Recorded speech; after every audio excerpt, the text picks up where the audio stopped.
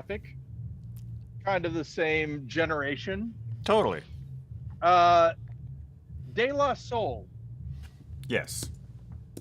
Saturday. It's a Saturday. Do you remember that song? It's good. If I heard it, No, I'd it's probably fun. remember it. Yeah, exactly. So I'm turning you down just a little bit. And Don't turn me yet down. again, sorry, Ben, we're gonna have to go with a different direction. Yeah. Okay, maybe that. Let's try it this way. You made our choice very Is difficult in the too end. loose, or is that okay? Maybe now it won't droop. There you go. We've talked about this in the annals of the podcast, how my tripod slowly takes me out of frame as we showing its age. Once again, those of you only listening to the podcast in audio will be missing the wonderful visuals that come along with the live stream for this. Or you can just imagine two white dudes in a box. One's head is larger than the other. Slowly getting out of the box. Yeah. Wait, is my head larger than yours? I'm just guessing. In the podcast, in the stream world, it is. Yeah. Oh, okay. Yeah. Now, we've never measured our skulls, Ben. Phrenology, not a big thing in the GudeLaurance oeuvre. No, never. Oeuvre. Anyway, if we were still doing monthly shows, that would be the next one. We would find a phrenology guy and have him or her or them measure. Yes. In fact, Ben, we would find a phrenology person and have them measure our skulls. Indeed. Speaking about measuring skulls and whatnot, I've started The Boys.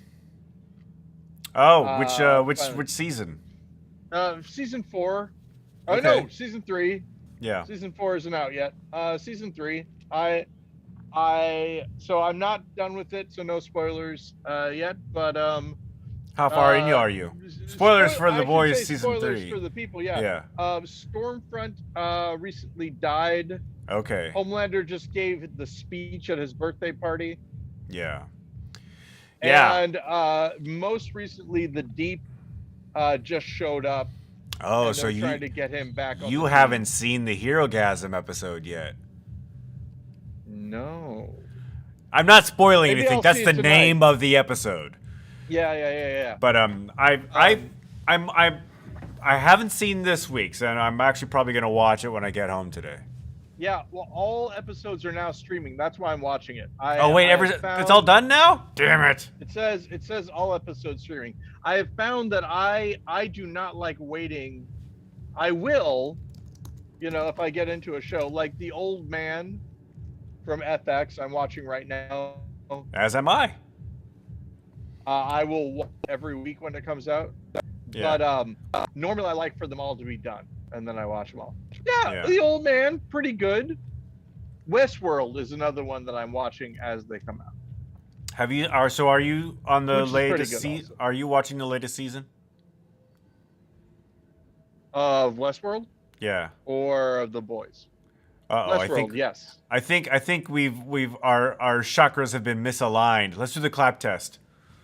Okay. 1, 2, 3. Oh, baby. This is the very late stream. We are definitely. Out of time. Yeah. Do me a favor. Why don't you log off the call and then log back on? Let's see if that fixes it. I'll log off the call and log back on, and we'll see if that fixes. Okay, I'll talk to you in a bit. So. All right. And hey, for everybody at home, this is what it looks like. Paul, I'm recording him on a separate screen on the Zoom. I full screen it, but since he went away, all you're seeing is me, so I'm mirrored. Ooh, it's not exactly perfect though. So, Hopefully he's still, and nobody's watching any, but hopefully he's still recording the audio on his side, because that's usually sometimes we line up. Our Wi-Fi connections, or it's latency between my headphones and. But your picture is different now. You're on a. Oh, there we go. Hey, and there's Big Head Paul. Yeah. Hey. Okay. Ready? 1, 2, 3. Little better, little. You count. I won't count with you. Just you count, and then we'll. 1, 2, 3.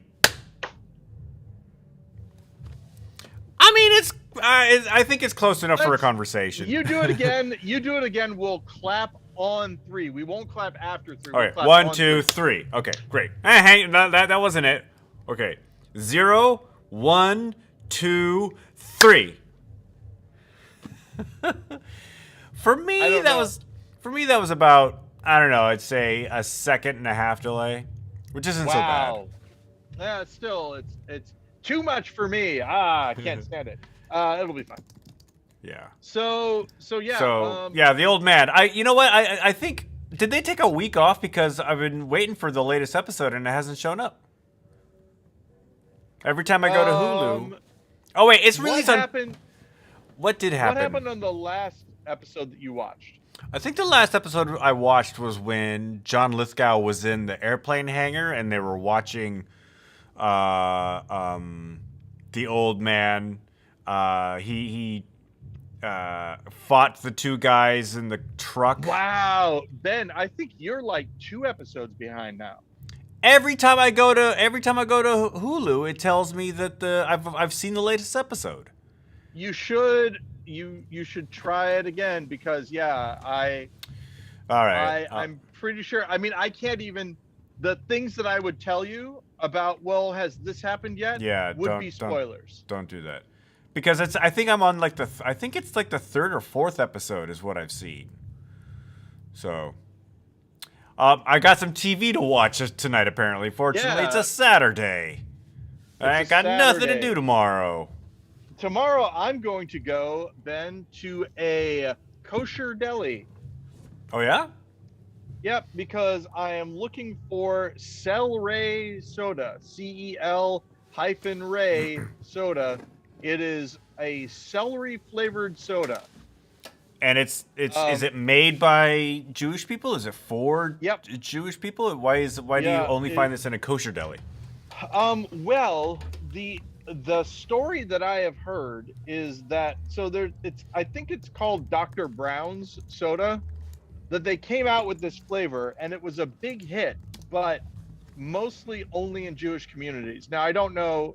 I mean, that was the community that the soda manufacturer was catering to anyway. Yeah. But it didn't have a lot of crossover appeal. So, but I was always like, gonna try it on a dare or whatever. But then I read a review that somebody wrote about it who hadn't had it before. Yeah. And they said it was not as bad as I thought it was going to be. Actually, it was kind of pleasant. And they described it as like ginger ale, but a little more peppery. And I ginger find ale that is intriguing. Very peppery, though. I mean, more ginger than ginger ale. But it's celery based? Celery flavored soda, Ben. I mean, I'd be interested to see what they interpret as celery flavor. Exactly. I'm very interested. Can't wait to see what it's going to be like. Is this kosher deli? Sunday, good time to visit a kosher deli because it's not the Sabbath. So yeah, is it in Evansville, or do you have to go St. Louis? I live in Edwardsville, Ben. Edwardsville, Illinois. The way to remember Edwardsville. I misspoke. This has happened to me by a couple of people. There's a place. Are you sure you haven't gotten it wrong? Yeah, I'm pretty sure. Because of Edward. It's Edwardsville. Yeah. He runs the town. That's why you named your dog Edward, just so you wouldn't Yeah. confuse what town you lived in. A friend of mine was traveling through this area and said, "Hey, I'm almost at Evansville," and I'm like, "Great, Evansville is an hour away from where I live," and they're like, "Okay, never mind, that's not going to work out then." But so it is in St. Louis. Edwardsville, famously, I think we've talked about this before, not a lot of kosher food to be had. We may have mentioned it in the past. The big joke is you can get matzah at one of the grocery stores here, but it says really big on the package, "Not kosher for Passover," which I think is fun. So they make special non-kosher matzah that they sell to Aldi's or whatever? Well, no, it's just that for matzah to be kosher for Passover. So it's kosher, it's just not kosher for Passover. And there's a little bit of extra stuff that has to happen. There was, speaking of different foods, for Christmas one year, my mom wanted, like, genuine Swedish lefse bread. And, you know, she knows that I live near Ballard. So I looked for a while and I found this specialty shop in Ballard that sold this lefse, and it's like a flatbread or something. I can't remember exactly what it is. But I spent like a day trying to find this stuff, and then like the next week, I'm just walking through QFC and they sell it in the deli aisle. Exactly. Yeah. The interesting thing about the kosher deli. And just, you know, if you listen to the entire podcast, there's a point in time where I was trying to keep kosher.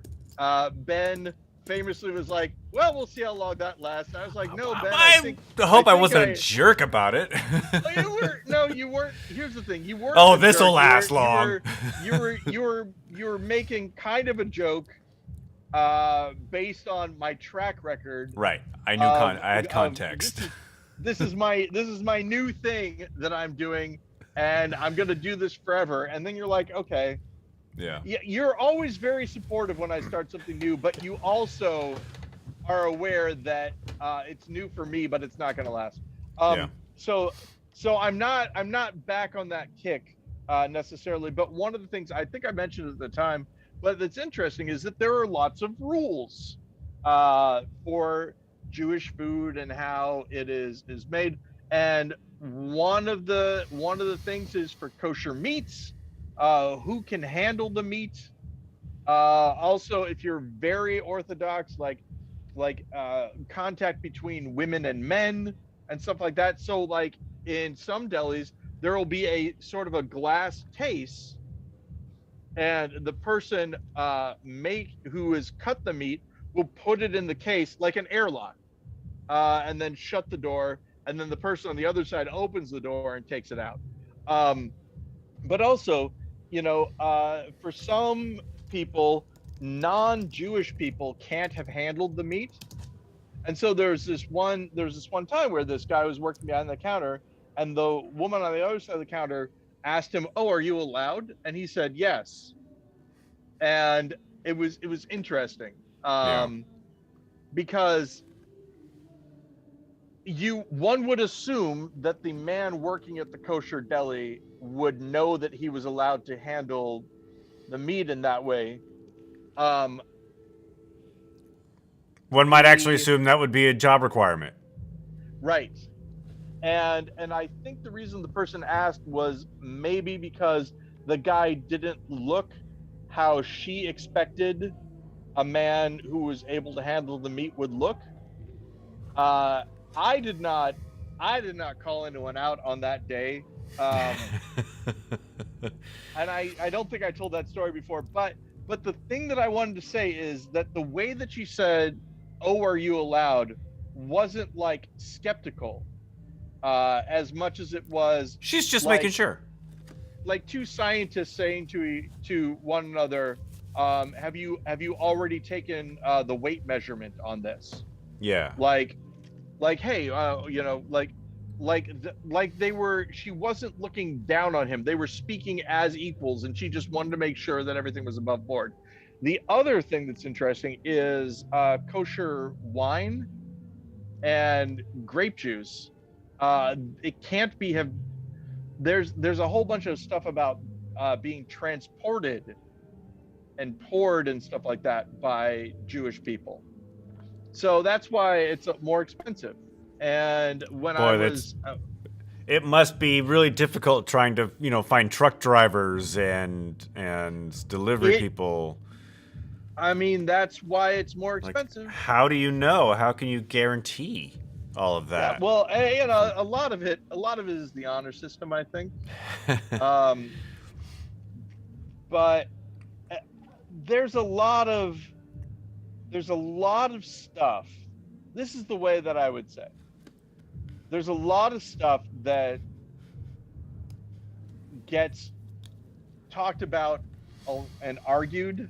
I don't want to say argue like, no one's, well, I mean, some people will have bad blood over it, but not really. I mean, it's just back and forth and all that. But of like, so for instance, on the Sabbath, you can't light a flame, right? And light a flame was then interpreted as using electricity at all. And so in some buildings on the Sabbath that have elevators, as long as you're not the one pressing the button, it's fine, which is why you would have an elevator operator, for example, or one of the reasons why, because, and somebody might say, how hard is it to push a button? Well, if it's the Sabbath, it is harder. Yeah. And some buildings might have automatic elevators that will just stop at every floor. Let me ask you a technical yeah. question. Sure. I may or may not know. We'll see. It's just, I don't care if you have a proper answer. I just want to ask this question. Let's pretend that you have a voice-activated elevator. So you get into the elevator and you say, hey, Siri, take me to the 3rd floor. No. Does that count as using electricity? Because you're initiating the thing.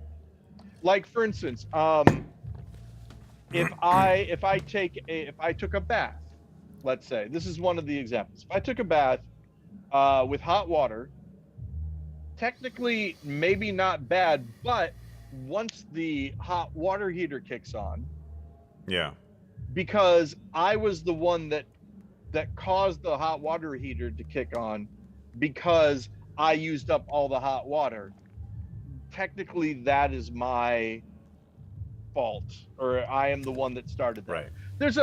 There's a lot of there, but like, what's the difference between telling a guy to press a button and telling Siri to press a button? If I tell the guy to press the button, am I not in a way also? Well, see, that was my question, right? Because you're, well, I mean, the thing also, if you say to me, if I get on the elevator, right, I just get on the elevator, doors open, I happen to get in, and then I'm there, and you say, what floor? And I say, it doesn't matter, but if you're going to the 3rd floor, I'll stay on the elevator. Have I asked you to do it? That's one of the things. And so that's why it's fun. Well, okay, so what if you have an elevator that has an optical readout? You just happen to have a card in your pocket that said 3. You hold it up to the little thing, it says 3, and an elevator. Now, yes, you've initiated that, but you have, I mean, does that count as you initiating something? See, now here's the other thing, right? Because then we're getting to the carrying of personal items during this. There's a whole bunch of, it's. There are a bunch of cards in pockets on the walls of the elevator. I had a lot of fun reading things. Jennifer had a lot of fun finding ways to stymie me when I was doing it. I bet. But it really is. I mean, one of the main reasons why I had to stop was, for driving, I couldn't, You couldn't drive on the Sabbath. Right, because You told me once. You told me one story where, you had to pay for something. The credit card was on the dresser, and you had to tell Jennifer that she had to make the payment. I think it was like your card, but she had to pay because you couldn't touch money or something. Right. Not carrying money. That's one of the examples. The other. Oh man, there was one. like like getting not opening the refrigerator because then the light would come on, Right. and all that kind of stuff there. But here's another great example of how this can get a little out of hand. You can't play music, some people say. And the reason is because if you play music, the instrument might break and then you'd want to fix it, which would then be considered work. Not talking about work, not talking about business dealings and things like that. You can't write more than 2 letters. What's behind Or that 2 words. rule? Yeah, it becomes work, that sort of thing. So yeah, but it was difficult. One of the reasons that I got into it is because people at work kept on asking me to shave my beard, and so I was like, oh, okay, I'll just, there are religious exemptions. I'll get more into Judaism, and then I'll be able to keep my beard. That was And why? that lasted that well, that was one of the reasons. I also just because I was interested. Well, This also, is the thing. you took a DNA test, right? I thought that's what kicked this whole thing off. Well, that's why I was that's why I was most interested in. But there's a difference between reading about it and finding out about it, and then actually practicing some of the stuff. Yeah. Right. So why did they want? Then, I don't. Oh, sorry. Why did they want you to shave your beard? This is the thing: is that the office that I was working in at the time, and I don't, there were certain people at that office who were preoccupied with my physical appearance, wanting me to cut my hair, wanting me to shave my beard, that kind of thing, when it didn't have anything to do with my work performance. This all sounds like a horrendous HR violation. Yeah, there wasn't an HR representative at that place. But I mean, this is the thing: is that here's the thing: you don't have any power over me, right? I mean, you particularly, Ben. Let's go for it. No, so you in the office, you don't have any real power over me. But every day that you see me, you're like, hey, hair's getting a little long. Might want to think about a haircut. Eventually, that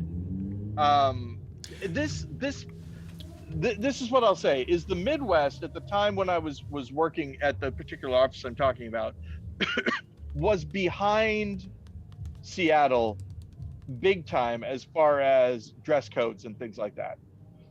Men couldn't have their shirts untucked, for example. Yeah. You had to wear a tie. Unless it was summertime, you had to wear a sports coat, at least, if not a suit, that sort of thing. But I'm assuming that you didn't deal with customers. Well, see, that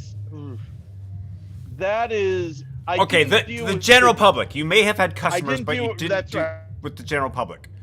So, and your internet's gone again. This is the reason why. I didn't deal with... Yeah, I didn't deal with the general public, but I did deal with clients. Yeah. And sometimes dealing with clients is even more important. But here's the thing. The people who were... I never heard a client complain, right? Yeah. I heard several people complain about other people in the office, not just me, other people. Someone got sent home once because they weren't wearing the type of pants that they were supposed to, whatever, that sort of thing. That's ridiculous. And again, the big thing is that this isn't right. And this is why I push back, because this wasn't the bosses saying this. These were other employees. Yeah. Busybodies. You get people who like make it their. Yeah, we're lagging again, but I'm just gonna continue on. Say you get people in the office. I know this type where they consider themselves like the office police, and it's their goal to make sure everybody's following the rules, regardless of whether or not it impacts the performance in the office. And they do it punitively, like they're doing it. They're doing it not because it's a safety issue or anything like that. They're doing it because they don't like we had some younger employees who were very fashion conscious. I'll put it that way. They dressed very well. They looked really good. And that was one of the things is they're like, I think that this guy is dressing a little too fancy for the off, that kind of stuff. So for me, I took that as an opportunity. Okay, if we're going to play this game, if you're going to say that it's, that I'm violating some sort of rule by having a beard, hey, guess what? Starting on this date, I'm practicing this religion, which says that I can't cut my facial hair. Yeah. But here we've come full circle. Now, see my look? You see my look, right? You're very smartly coiffed. The reason that this is my new look. Oh, hey, and this is one of the best things about doing it live. Check out the back. Yeah. Can you see the back? I can. I cut that. On your own? On my own. I would just get in trouble whenever I tried to cut my own hair. Oh yeah, I used to as well. Here's what I did. And you can do this yourself, Ben. I got a big enough rubber band. I put it around my nose and around my ears until it was a straight line. So it went like this around my head, and I just had that rubber band, and I did it by feel. Because that's what screws you up. You look in the mirror and you're looking in two mirrors, right? Yeah. Or a mirror in your phone, and your hand just, is all over the place crazy. But if you do it by feel, it won't be a problem. So this is my new look. And I'm going to try to, again, this is one of those things, Ben. How long will it last? I don't know. But I'm going to try to maintain this look. Yeah. Hair grows. Because it's conservative enough that I think if I have to go back into an office, I will be okay. And it feels like me to me. Right? Yeah, you don't look like not you. Right, exactly. And then the other fun thing is I can wear a hat. I bought it, the hat that I was wearing. I can wear that hat, and the hair doesn't get, because for a while the hair was getting a little bit too long, and so it stuck out from the hat in a way that didn't look good to me.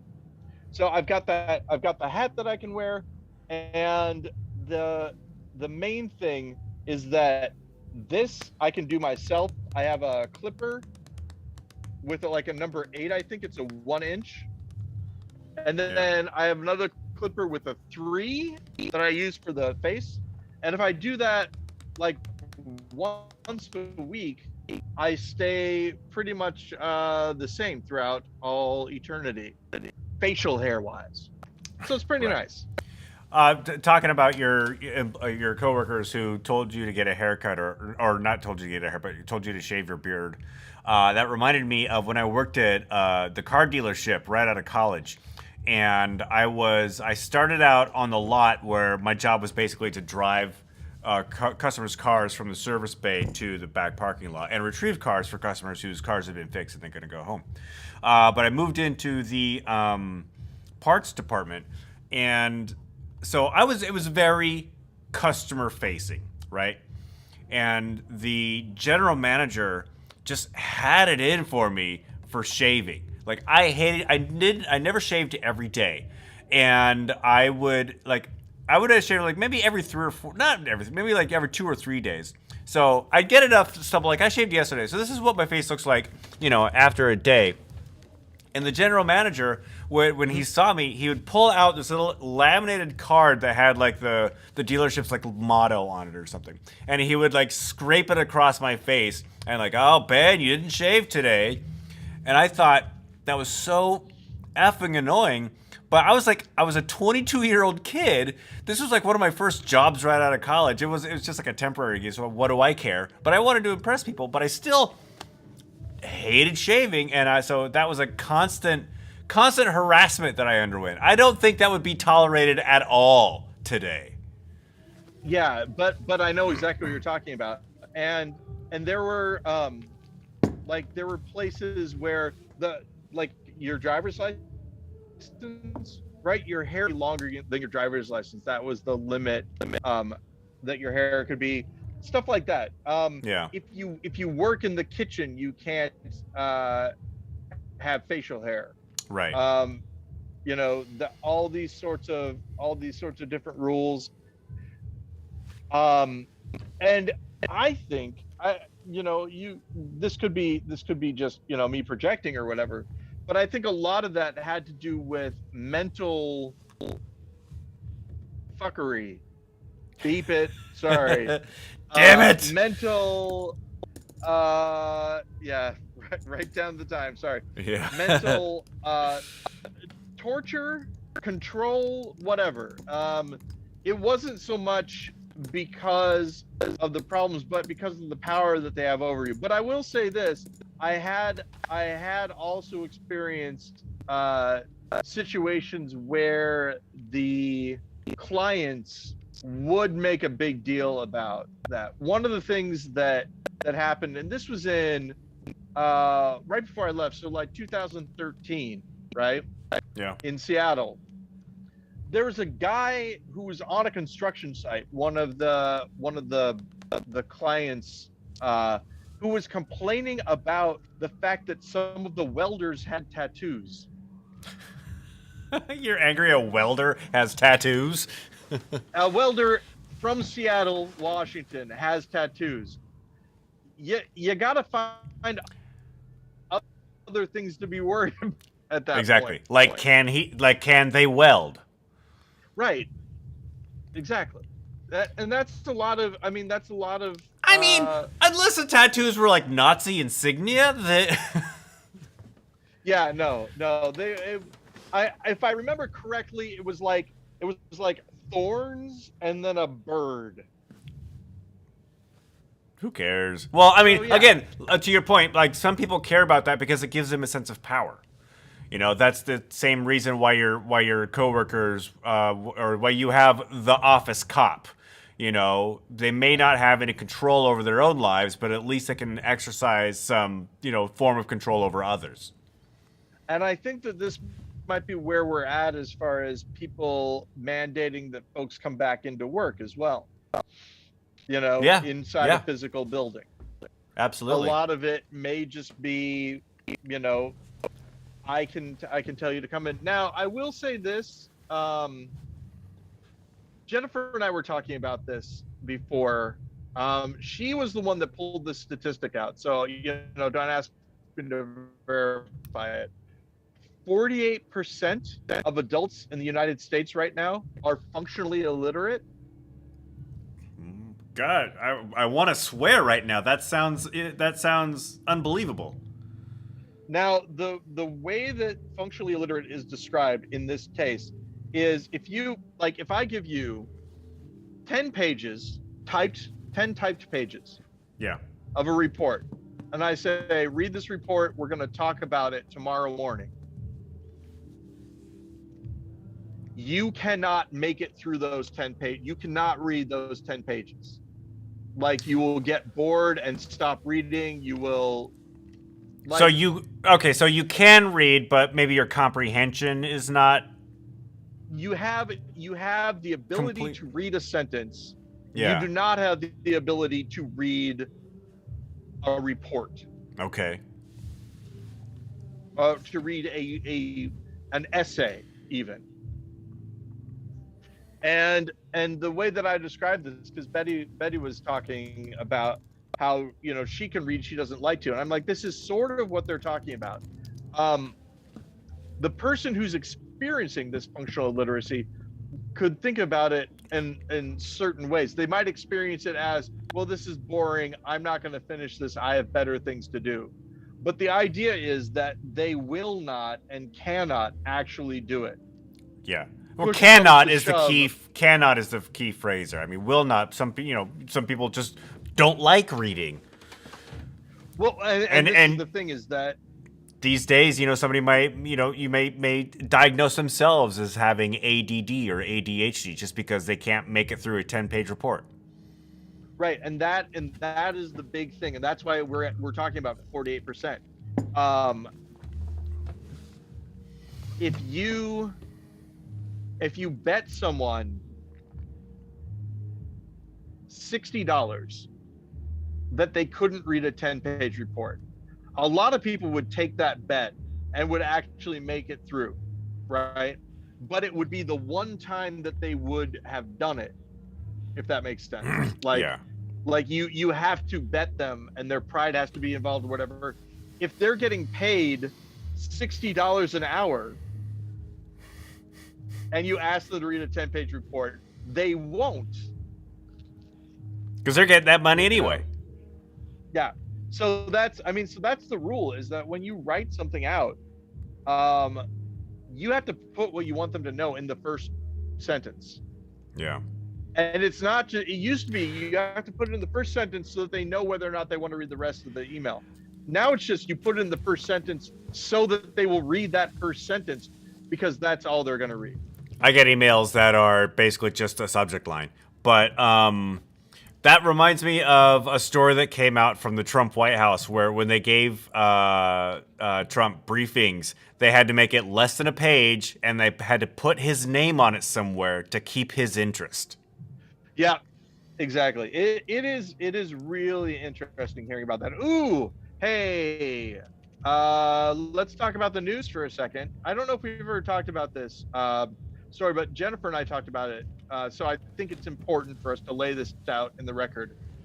There was a news story that came out about Mike Pence during the January 6th incident, that there was something that he wouldn't do. There are a couple of things that he wouldn't do. One of the things that he wouldn't do is not certify the election, Right. which is where all the problems is. But Ben, in this episode of Ben Gonna Guess the News, what was the thing that's been making headlines recently that he would not do on January 6th? I am not getting in that car. That's right. He refused to get in a car. And now, as you know, we try to be, true to our political beliefs and stuff like this. But I'm going to sound like a conservative for a second when I say this. What some news organizations and or politicians want to interpret that I'm not getting in that car to mean is that he felt like the car was going to take him somewhere to be assassinated. In my opinion, that is not why he said that. I will tell you my interpretation, and I've reached this interpretation by reading the news stories on it, and I'm just repeating what they said. Basically, his thought was that they wanted him to get into the car so that they could drive him away from the Capitol and make it so that he couldn't certify the election results. Mm-hmm. And so that they would remove him as a piece from the board for everything that was unfolding. Right. So, conversely, the tricky thing is, it was the Secret Service though that was doing this to him. Is that not true? The Secret Service was okay. So this is one of the reasons why I think the assassination idea probably isn't true. The Secret Service is there to protect him, right? Yeah. So them taking him from the White House may have been the right play from a safety point of view. It may even have been not the White House, but the Capitol. The Capitol. Did I say White House? Yeah, I meant Capitol. If I said White House, it might even have been, so they could then release things saying that Pence is no longer in the Capitol, so that the crowds would disperse, even perhaps. But yeah, the main thing is that the idea that the Secret Service would take a vice president somewhere and murder him is outside the scope of what the Secret Service normally does. But you gotta admit, it's not outside the realm of possibility, knowing what we know now and how pervasive MAGA thought is. I see what you're saying. I mean, Secret Service aside, I'm sure those are fine people on both sides, but it came out that the Proud Boys were having, they had like an assassination list. Yeah, and so it was. And that's one of the other. other interesting things, like this is something again that my wife Jennifer, fact checker, friend of the show, no longer fact checks the podcast with free reign for us to say whatever we want, Ben. But Yep. one of the things that she pointed out was that the Secret Service was also doing their job when they stopped Trump from going to the Capitol. The Capitol. That was one of the things that he wanted to do, and they said there's no way that we're going to drive you over there. Again, because he might have thought that he had plot armor. He might have thought that he would have been completely safe, but you'd never know what happens in those situations. So yeah, keeping the president away from an active riot is always a smart play. Yeah. And speaking of former presidents put in danger, just a couple days ago, former Japanese Prime Minister Abe Shinzo was assassinated. During a speech. And what I found interesting was that he had his own version of Secret Service, his security detail. There was a briefcase that one guy was holding that malfunctioned. So in the video, you can see him hold up this briefcase, and apparently it's part of their. I'm reading from like Reddit comments. I don't know this for a fact, but somebody who seems terribly well informed on Japanese security details. This briefcase is supposed to extend. Like this guy pulls a cord or whatever, and it forms like a full body, a bulletproof armor, and it didn't work. So you just see this guy holding up this briefcase after Abe is already down. But yeah, murdered by somebody with a homemade weapon. Do you know what the have they said what the motive was? Because I haven't been following. The only thing I heard about the assassin was that his mother had gone bankrupt because she gave all of her life savings to some sort of religious organization. Now, how that translates into murdering the former president or former PM, I don't know. Or even if there's a connection.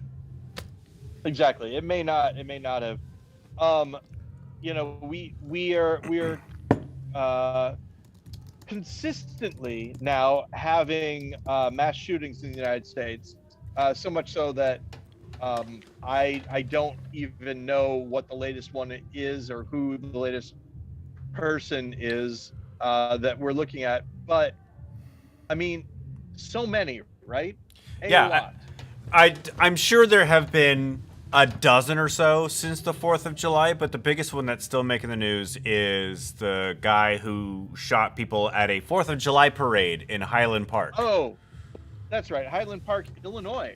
Highland Park, Illinois, just north of Chicago. About, 30 miles away from Chicago. 30 minutes away, I should say. Highland Park, from what I understand, a highly Jewish neighborhood. A highly affluent and Jewish neighborhood, So that, without knowing the shooter's motives, that gives you a kind of a big hint. Yeah, possible, for sure. One of the things that I know about the shooter, this is an example of, I have not gone after this story. I have not read a lot about it, but I know that the guy who did the shooting was a rapper. Okay. That somehow made it to me through the news. So there you go. Appears to be a white guy as well. I have seen his picture. He does appear to be a white person. So yeah, and apparently also the other thing that I got, again just through osmosis, was that this has been a known troubled kid for a while.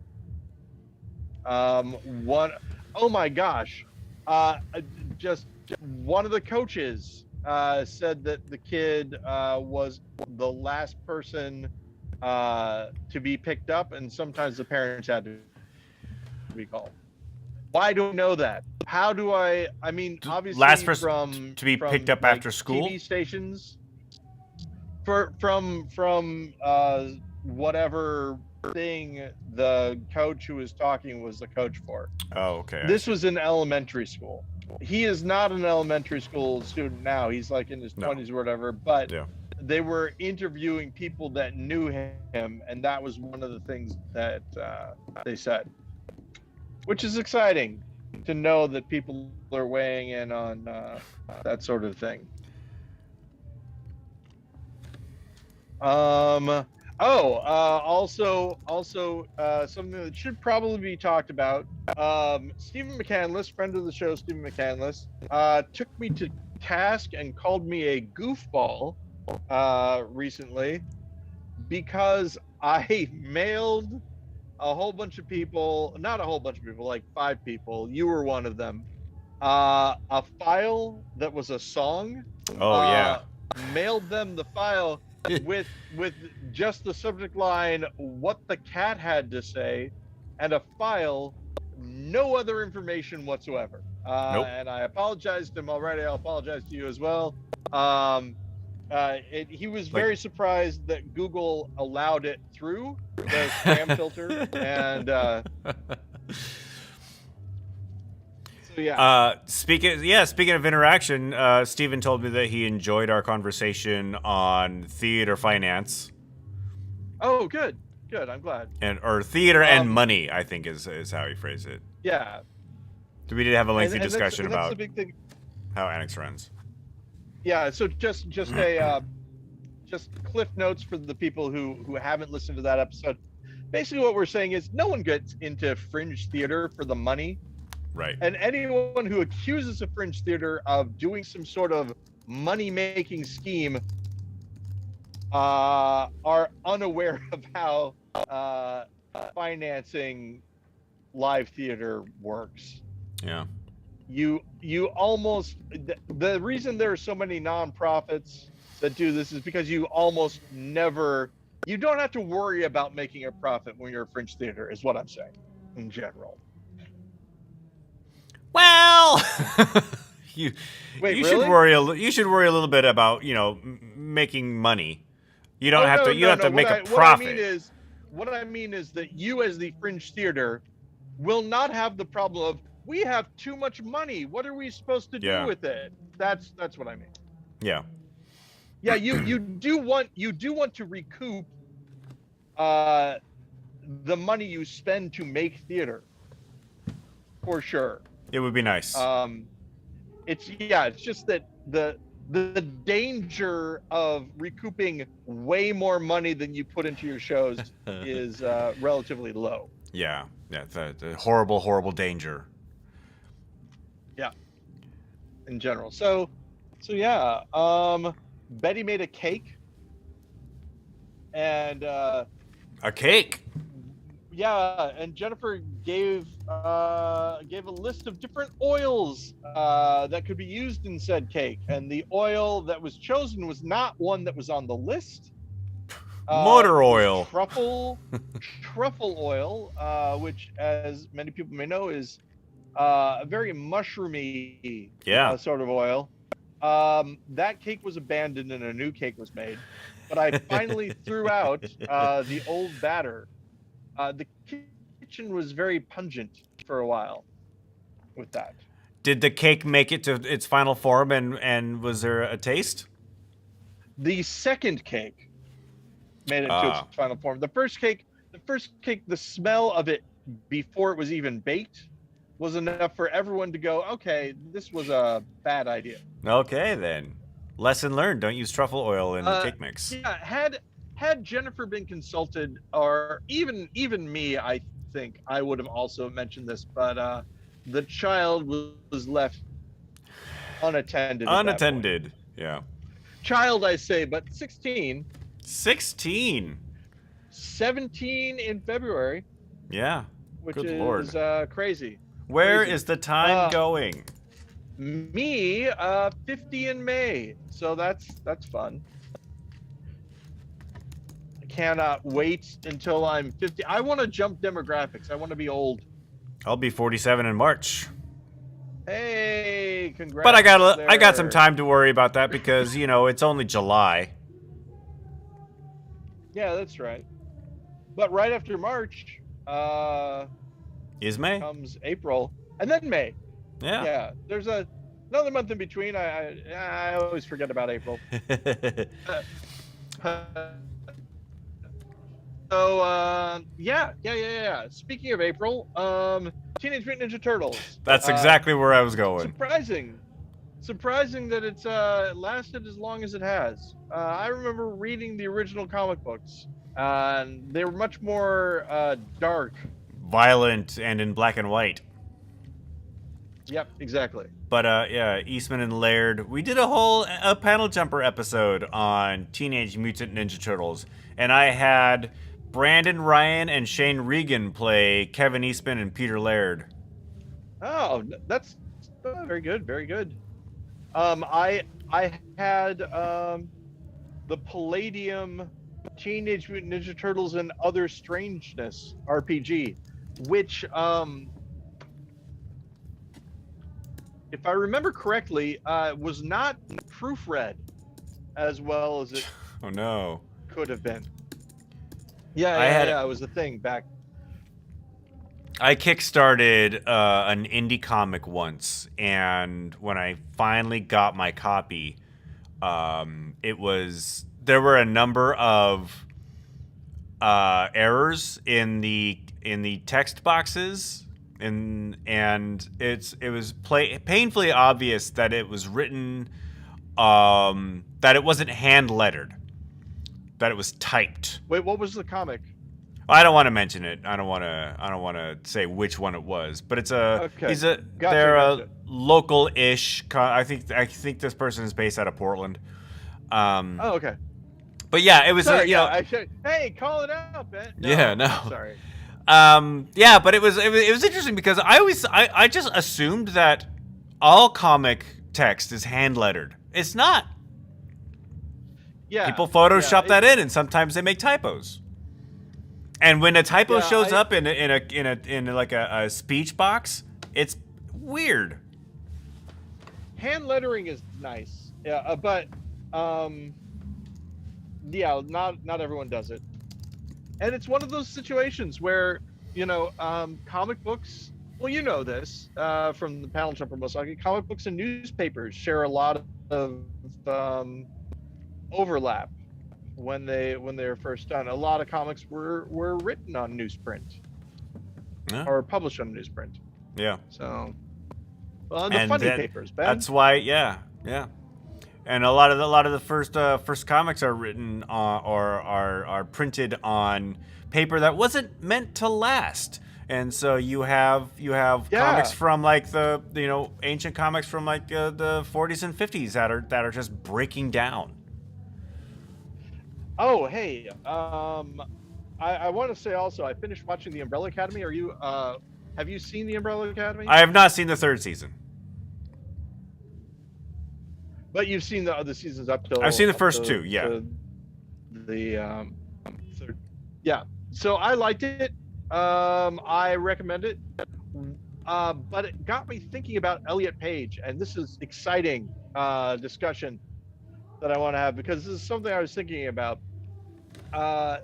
If you've seen, Elliot Page's performance as Vanya, the character, famously, this isn't a spoiler or anything, is now Victor.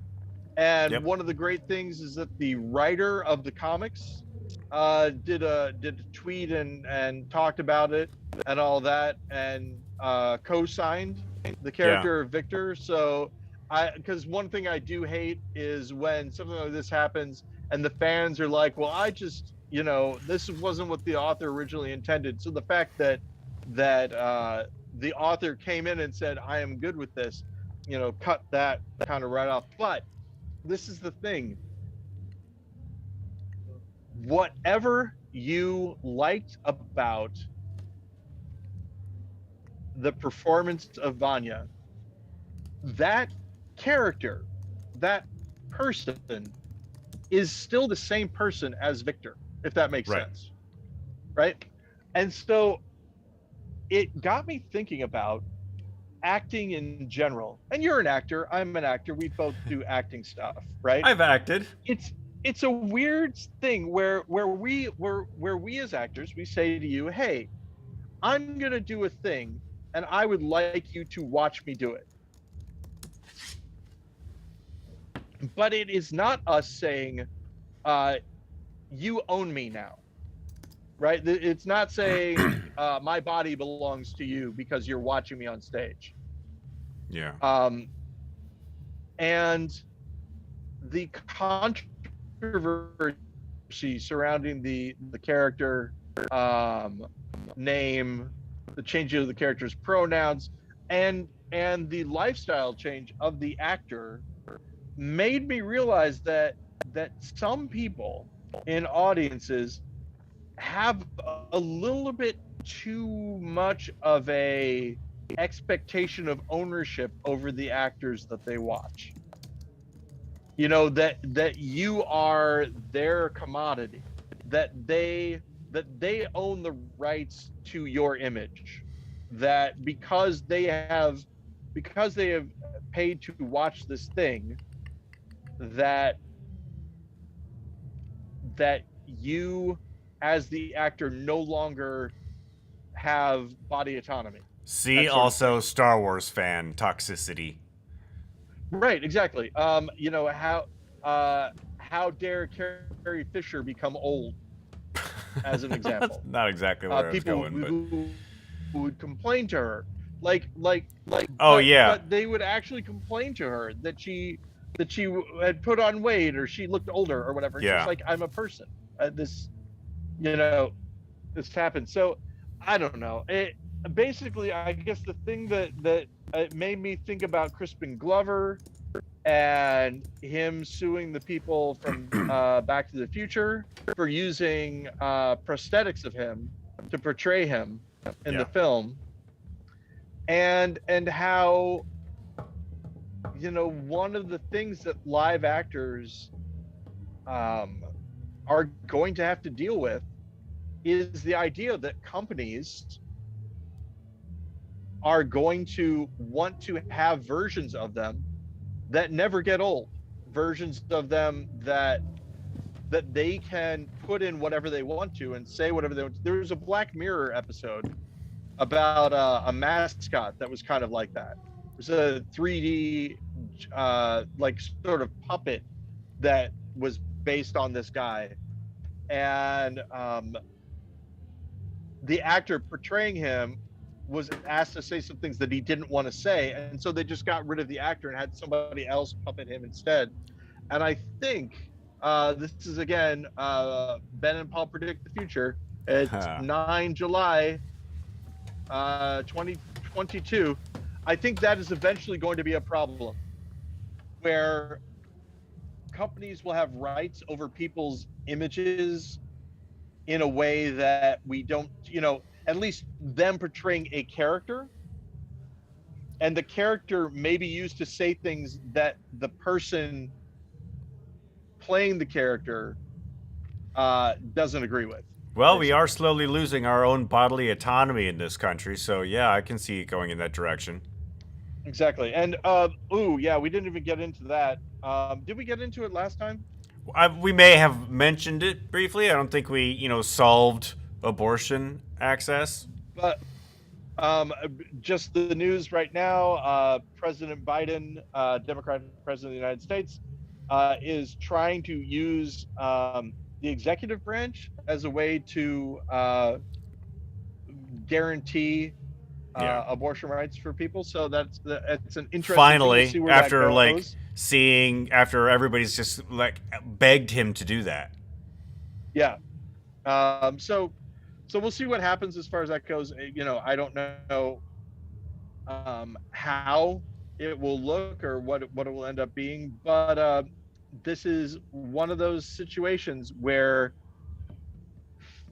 one of the things that is motivating this, and you know, this is a great thing to put at the end of the podcast, but you know, we live in a country with a for-profit adoption agency where babies of a certain demographic are in short supply, and by limiting access to abortions for people who have children that present as white, you are increasing the supply for parents who want to adopt those sorts of children. So, I hadn't heard ick. that angle. Yeah, well, that's a standard adoption for profit Yeah. issue. Also, replacement theory, fun. Great stuff to end the podcast on. Alrighty. My dog is great. Edward is really cute. He's just a little guy running around. Um, so that's something. Haven't seen Edward this show. Yeah, he isn't here. He was not. He was not here. I think we've talked about already. I've turned my pantry into a music studio, and I'm Oh, trying to get Edward to be comfortable in there, because it's not useful for me to have him outside of the music studio, whining for me to go over to the couch when I'm working on something. So Just put him in the music. and yeah, well, obviously we do already. We made a mention of it. What the Cat Has to Say is a song that I have used samples of the cat in, and who knows, maybe, and I don't know if it's possible. Do you have that audio, Ben? No, well, I'd have to download it. I don't have it here. Okay. Maybe at some point in time, we'll listen to more music. Maybe even not that track, but more music from the studio as it becomes available. All I'm right. actually working on writing songs with lyrics and everything. So we'll Ooh, see how lyrics. it works. Yeah. All right, but until that time keep comes, excited. Paul, I hope you keep it wrong. Hey, Ben, I want you to keep it wrong as well. And thank you, as always, for talking to me for an hour Indeed. on this podcast.